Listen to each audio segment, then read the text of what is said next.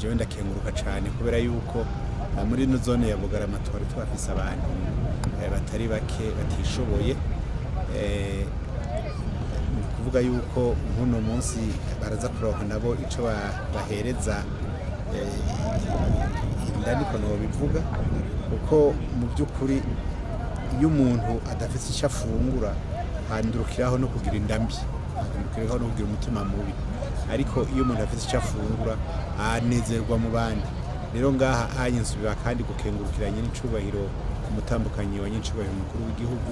yiyumvirije kuza atuzaniye n'agakemenye kuri abo bantu,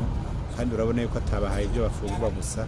aranagize n'igikorwa nk'ic'umuvyeyi nyine nkuko asanzwe ari umuvyeyi, aranabambitse. Hariho abantu abapfasoni baza gushika 160 umwe wese aza kugenda atwaye igitenge azokwambara, kandi igitenge gishasha n'ibintu bihimbaye cyane uri kuraraba niba bariko baravyakira, urabona ko bajana kamwemwe. Hanyuma n'abantu b'abagabo bari muri abo batishoboye, harimo abantu b'abagabo bashika 40 nabo kandi naho bataronse impu z'ibitenge nabo baza kuronka uburengeti nabo turabona yuko turiko turashikira igihe cici n'igihe gikanya cyane ngaha mu mugamba, no kuvuga yuko buzobafasha nabo nyene mu gihe c'ijoro canke mu gihe c'igitondo, ko turazi ko abantu benshi ino iwacu